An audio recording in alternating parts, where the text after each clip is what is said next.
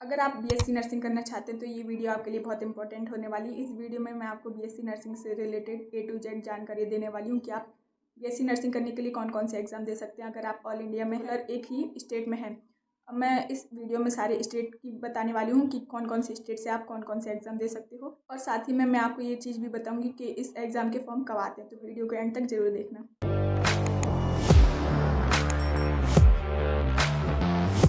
पहले मैं all India के बारे में बताऊंगी, यानी इंडिया का कोई भी बच्चा उन एग्ज़ाम को दे सकता है। तो सबसे पहले ऑल इंडिया का जो एग्ज़ाम है वो है नीट या एम्स बीएससी नर्सिंग।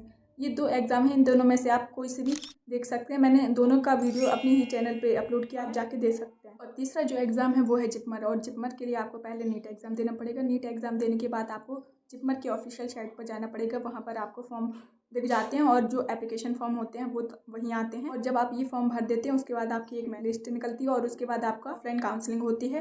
अगर आपकी नीट में 200 या 300 के लगभग मार्क्स हैं तो आप जिपमर के लिए अप्लाई कर सकते हैं। बाद है सीएमसी, इसमें सिर्फ गर्ल्स ही अप्लाई कर सकते हैं और इसका जो एंट्रेंस एग्जाम होता है वो अपना अलग ही एक एंट्रेंस एग्जाम लेते हैं ये लोग, और इसमें सिर्फ अनमेरिड गर्ल्स ही पार्टिसिपेट कर सकते हैं। ये चारों जितने भी मैंने एग्जाम बताए हैं उसमें ऑल इंडिया के बच्चे पार्टिसिपेट कर सकते हैं, लेकिन अब जो मैं आगे एग्जाम बताऊँगी उसमें सिर्फ स्टेट वाइज ही बच्चे पार्टिसिपेट कर सकते हैं।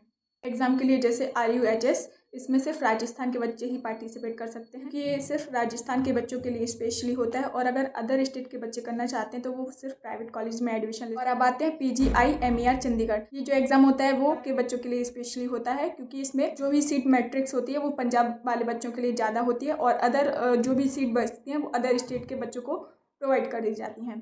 कहने को ये दोनों जो एग्ज़ाम मैंने बताए हैं वो ऑल इंडिया के एग्ज़ाम, लेकिन इसमें सीट का फ़र्क रहता है, तो आप एक बार देख लेना। और इसके बाद जो भी एग्ज़ाम है वो मैं स्टेट वाइज ही बताने वाली हूँ, वो सिर्फ स्पेशली स्टेट पर ही डिपेंड करेंगे। जैसे एग्ज़ाम के लिए सीनेट, ये जो सीनेट है वो यूपी के बच्चों के लिए है, तो अगर आप यूपी से हैं तो आप सीनेट का फॉर्म भर सकते हैं और उस एग्ज़ाम को दे सकते हैं।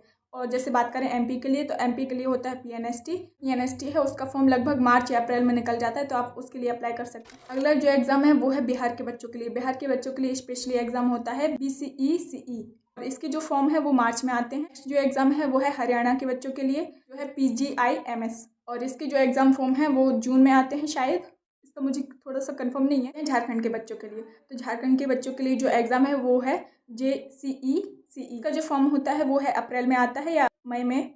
और महाराष्ट्र के बच्चों के लिए होता है MHCET, और इसका जो फॉर्म होता है वो मार्च में आता है। आते हैं हिमाचल प्रदेश के लिए, तो इसके जो भी फॉर्म आते हैं वो आते हैं अटल मेडिकल एंड रिसर्च इंस्टीट्यूट से, इसी से ये फॉर्म निकलते हैं, और शायद इसका जो एग्ज़ाम है वो जून में होता है। और अगर आपको अभी भी डाउट हो तो आप मुझसे कमेंट सेशन में पूछ सकते हैं।